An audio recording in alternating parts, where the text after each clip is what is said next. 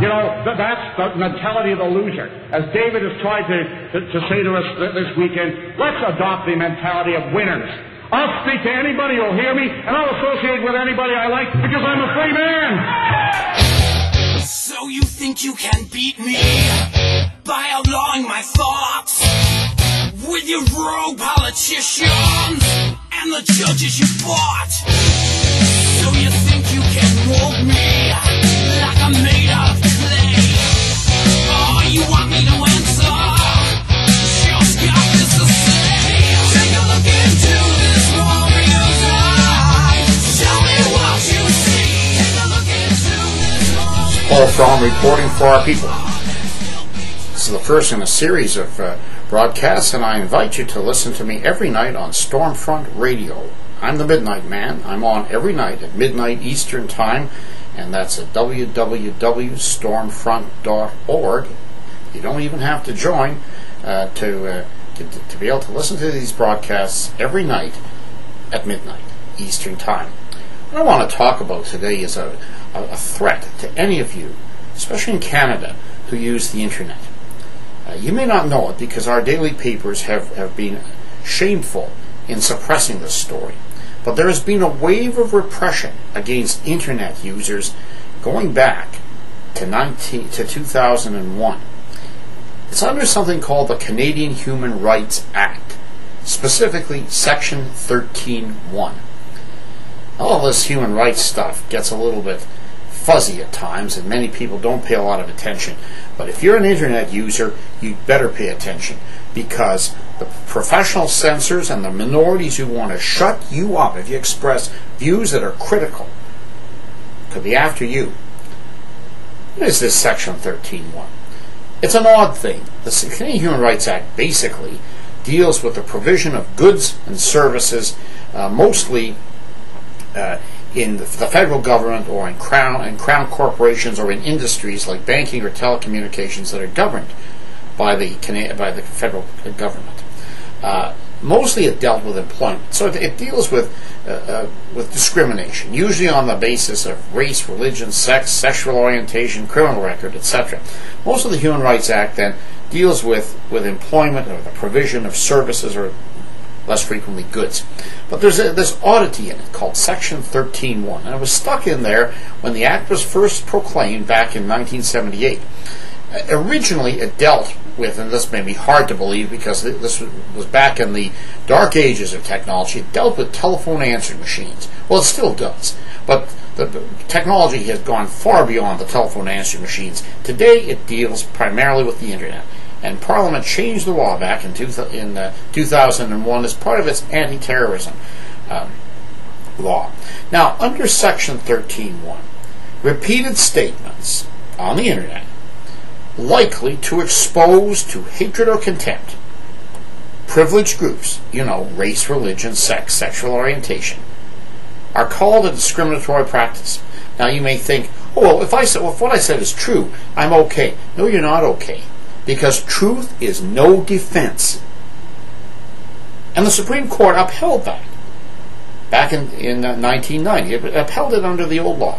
Well, what can they do to you? Well, they can slap you with a cease and desist order. Now, if you go out and commit murder, as did somebody murdered his next-door neighbor, a beautiful young girl, he got 16 years in jail. When he finally is finished, he won't have to spend 16, but when he's finally finished, that will be it for him with the justice system. If you're slapped with a cease and desist order, that hangs over your head till the day you die. Well, what does it mean? Well, it may mean almost anything they want it to mean. You may be told to cease and desist from posting those exact statements or similar statements. How do you know? How do you judge? I'll tell you what happens. Professional troublemakers like Richard Warman, who is the one who has made more complaints under Section 13(1) than anybody else. In fact, he has filed more of the complaints on the Internet than everybody else combined. He will watch you, and he may well decide to go to the prosecution and say that you've violated the cease and desist order. Well, then what happens to you? You can be brought before a court because a cease and desist order has the effect of a judge's ruling, of a court order. And what's the penalty for ignoring a court order, a judge's ruling? You can go to jail. Well, nobody ever has. Oh, yes, they have. John Ross Taylor, under the old regime, when it was just telephone answering machines, was twice sentenced to a year in jail. And the first time, he served 9 months, and he was over 65 years of age. More recently, Tom Winicki of London was hit with a federal order, even before he had a tribunal hearing, to cease and desist from posting controversial matters on the internet. He went right ahead and did, although he thought he toned things down. He was dragged into court, and he was sentenced to 9 months in jail. Now that was subsequently appealed, and the sentence quashed. But it can happen, and people actually have gone to jail. Back in the early 90s, 2 other people, Gary Shipper, Wolfgang Drogen, had a telephone hotline, an answering machine, with a message that was changed every couple of days. They were deemed to be in violation of a tribunal order. They too went to jail for several months. So it can happen. Now, listen to the language. Statements, repeated statements that are likely to expose to hatred or contempt. So you might think, well, what I've said, there'd have to be some proof, wouldn't there, that the statement made there, made on your website or in your posting, inflamed somebody to hatred. Somebody who never thought about one of these privileged groups before suddenly read what you had to say, got so angry about it, went out and beat somebody up. No, they don't have to prove a thing. They only have to prove that it's likely that these groups, the privileged groups, would be exposed to hatred or contempt. It only has to be likely. And likely is a loaded word. If you're an optimist, you'll probably say it's likely that there'll be sun tomorrow. If you're a pessimist, you're going to say it's likely there'll be rain. Though they don't have to prove that anybody ever felt hatred or contempt. And just think about the word contempt. Contempt is a negative feeling towards somebody. Well, how can you criticize one of the privileged minorities? It may be the Zionists who are occupying Israel. It may be third world immigrant groups coming into Canada. It may be the radical homosexual lobby. How can you criticize these groups without perhaps lowering people's esteem for them? I mean, that's the result of any criticism, assuming somebody believes you, that they feel less positively toward that group. In fact, I would argue it's almost impossible to criticize any of the privileged minorities without likely violating Section 13.1 of the Canadian Human Rights Act. Now, this is the story the press doesn't tell you. And you may say, why? Well, there may be a number of reasons, but one of them is that no member of the press has ever been charged, and yet they should be.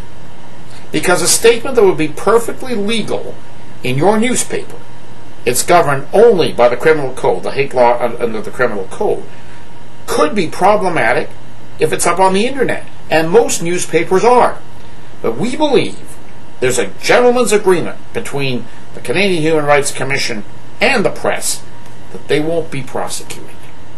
So they have simply failed in most cases to cover these cases. And I'd like to tell you about a really important case. Mark Lemire's. He's challenging the constitutionality of Section 13.1. This is a case that's been going on for 3 years. He wants to bring down this law because of the way it's operated. It is an affront to freedom of speech in the most democratic medium we have, the internet, that's open to all. Even a kid can set up a web page. And it's this that the enemies of free speech want to throttle. Join us in the fight for free speech on the internet. Contact us, the Canadian Association for Free Expression, Cafe, P.O. Box 332, Rexdale, that's R-E-X-D-A-L-E, Ontario, M9W5L3. This is Paul Fromm reporting for our people.